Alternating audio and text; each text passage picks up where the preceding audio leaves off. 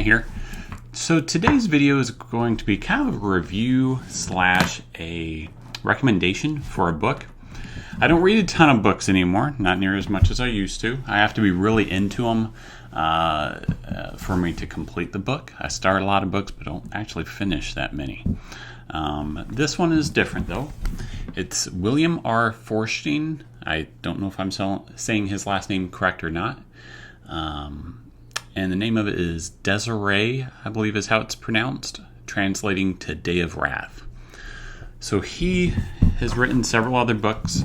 Most notably that I've read is One Second After and One Day After, I believe, are the two. Don't quote me on that. I'm fairly certain those are them. But he's written several others as well. Pillar to the Sky, I think, is another one. I haven't actually read that one yet. But he's a great author. I love his books. I'm probably going to read Pillar to the Sky here soon. But anyway, I just really wanted to recommend this book. My brother-in-law recommended that I read it. He loved it.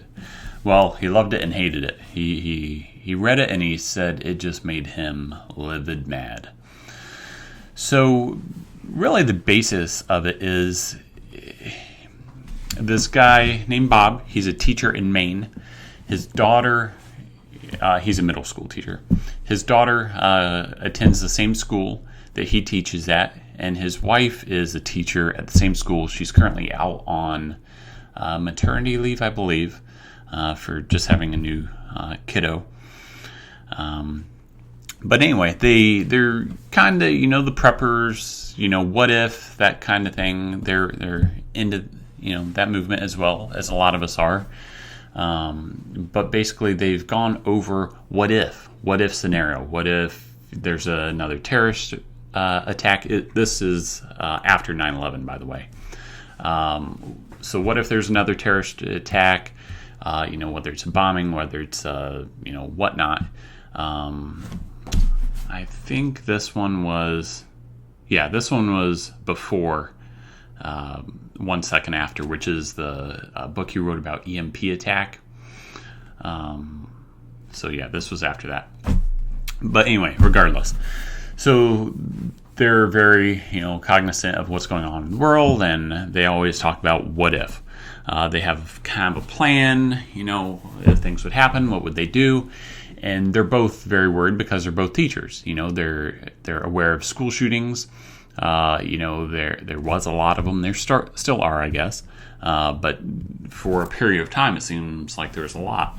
So they decided they were going to both carry their concealed weapon, handgun, with them to school, even though it violates school policy and federal policy and state and all that. They were just going to not say anything to anybody, between them only, and carry it just in case.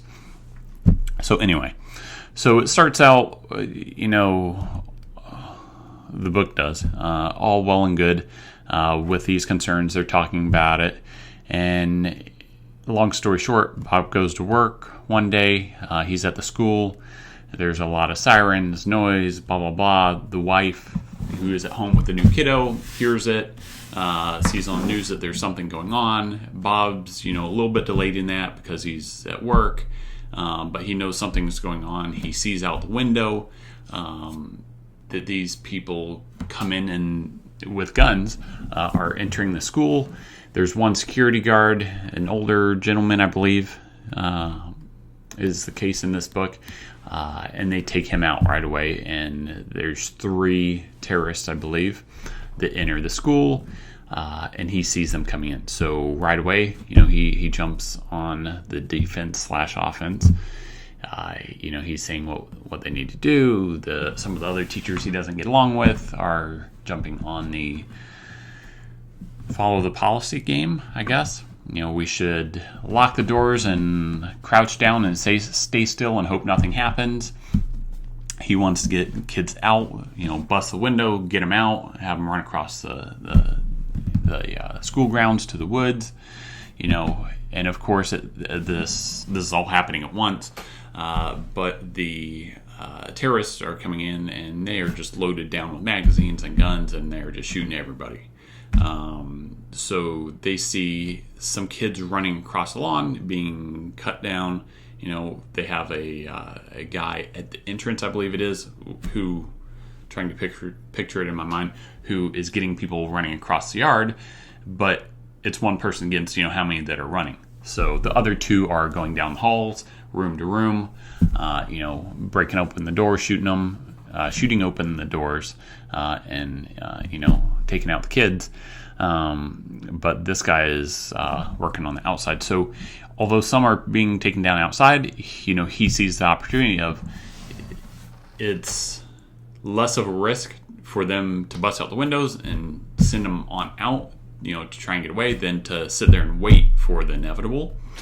So anyway, they end up doing that. Most of them get out across into the woods. He doesn't really know that. He just, helps them outside. So all the kids get out of that particular room. One of the terrorists comes in. He shoots one. Doesn't take him out completely, though. He ends up coming back in later. He shoots him a second time. That terrorist shoots him in the back. Obviously he's so in shock he doesn't realize what happened, but he's on the ground. But long story short, again, not really. This goes on and on and on. And then the other terrorist is working down the other hallway. And about this time, a second wave comes.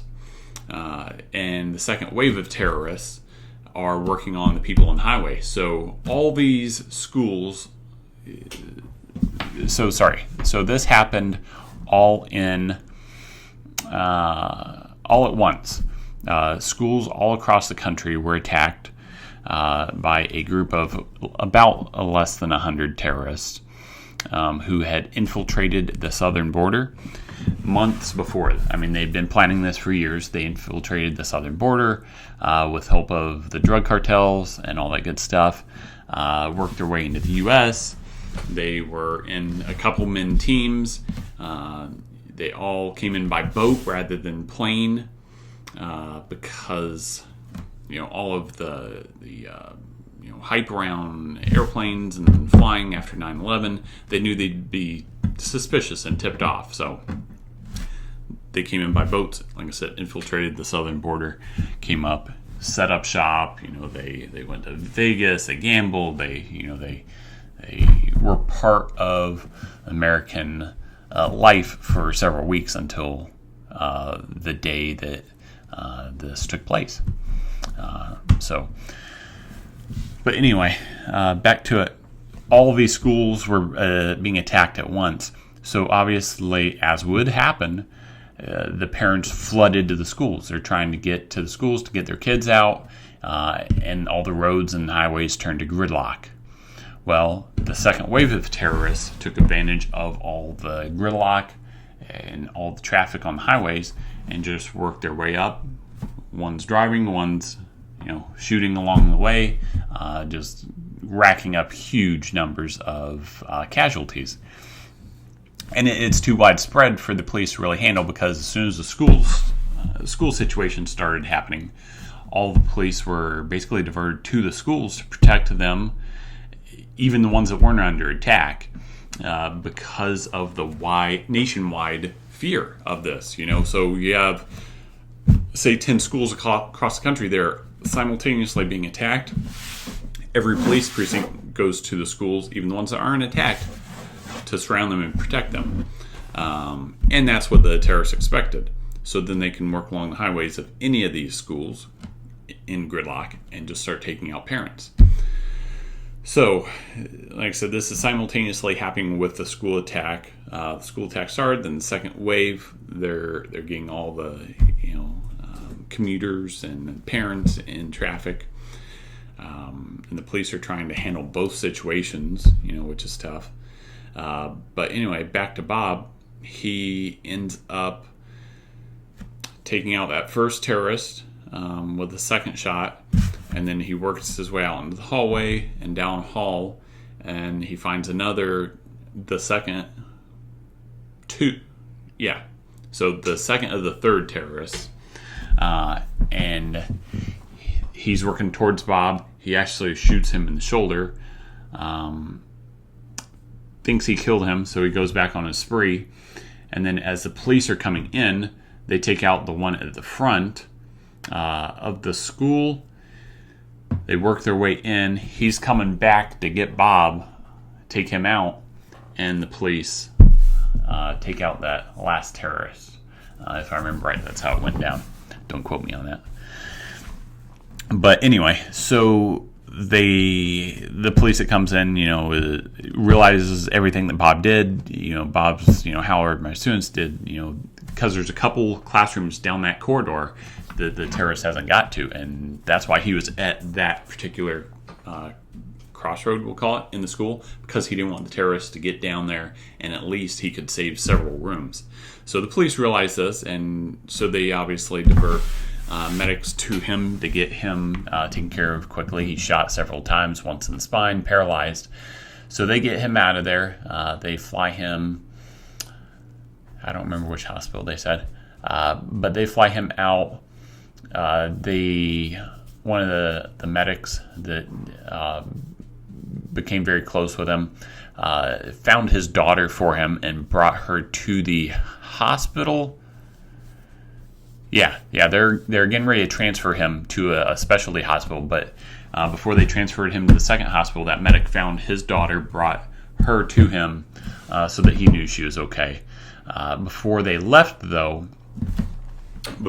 school, Bob's wife, like I said back at the beginning, this all happened simultaneously, saw all this was going on at school, tried calling him, couldn't get a hold of him. So she hops in her car, drives up the highway, is at the exit ramp trying to get off to get to the school. The gunmen are coming up that exit ramp, shooting people, all this crazy stuff, and the guy in front of her is blocking traffic. He can't get anywhere either, so he gets out because she's honking at him, and basically he says, come with me, and he's in, I think, a little Mini Cooper, and we're going to the same place, our kids are the same school, blah, blah, blah. So she hops in, they end up getting to the school. She is in this big mob, in a good way mob, that just rushes the school after all the news stories start. They can see from helicopter and some particular events happen, I'll say. I won't give all that away and describe in detail. You have to read it for yourself to see. But anyway, so after that happens, they basically just, all the parents are like, forget this. They just rush the school, and that gunman that was at the front, he starts mowing down parents, and he gets some, but the police that join, because they're trying to basically set up a perimeter and negotiate with these terrorists and, follow protocol. They're trying to do the best thing, but these parents are they're like, no, we're not having it. They rush to the school, so then the police are like, well, let's go and help. So they rush in and they kill the terrorists, but like I said, they do take out a number of parents. So anyway, on Bob's way out, the medics, he sees her on the ground. She's slumped over. He knows she's not alive, but he wants to think she is. But he knows she's not. So that's the basis for the book. Long story short. So really, the book, it drives home, the craziness, the craziness in the world, and I think it really should stir national debate on school security and border security. The right side, and conservatives are,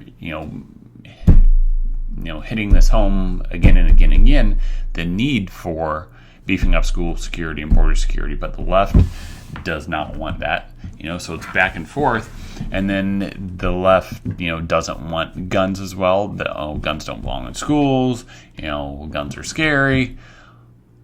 Well, when something happens like this, it takes so long to get police to schools that it points, it just emphasizes the point that one good person with a gun, even though it's not an automatic weapon, is a force to be reckoned with.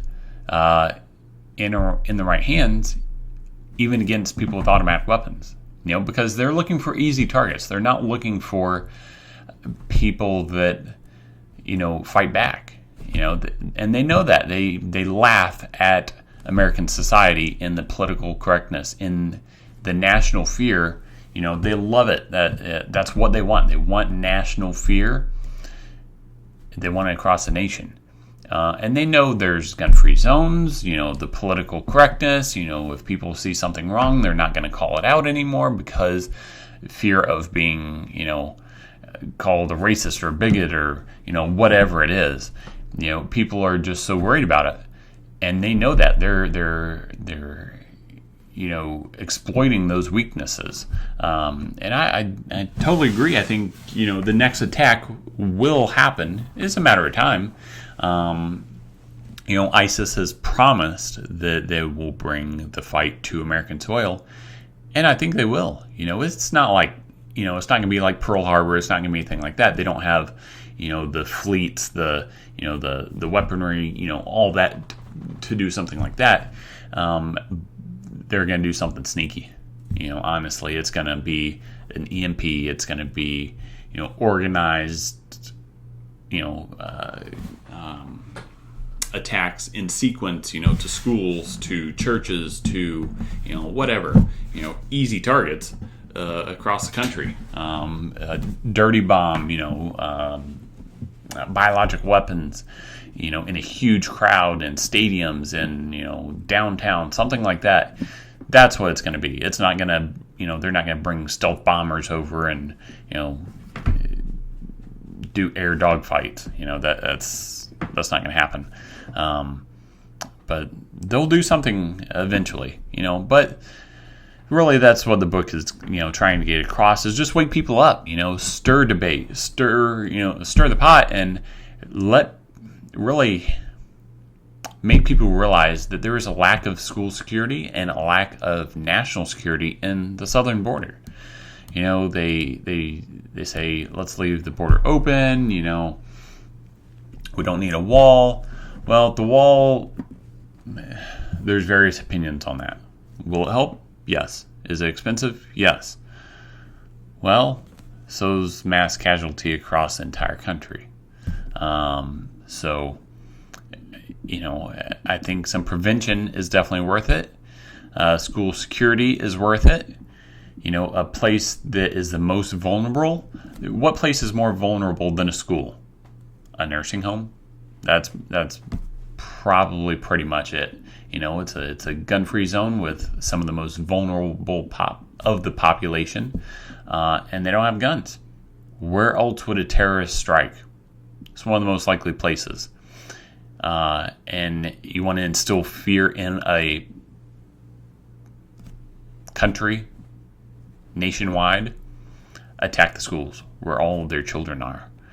The parents can't access. They have free reign, basically, until police show up. If they want to gain access to the school, the police that is, sometimes they want to negotiate. It depends on the school, depends on the circumstances. The senators, the presidents, the congressmen, all their kids are in little fortresses. They are fancy schools that play down the security, but they have some beefed up security. Let me tell you, guns are scary, except at our school where we need them.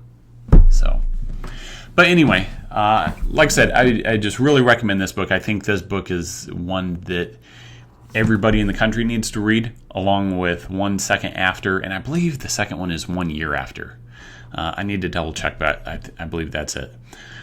Like I said, all great books. Really recommend it. And I just wanted to throw it out there. Like I said, I think everybody in the country should read it. But as always, guys, if you have any questions, let me know. Otherwise, please like, share, and subscribe. Hit the little subscribe button in your right-hand corner, I believe. And I will catch you in the next video. Thank you. Have a good day.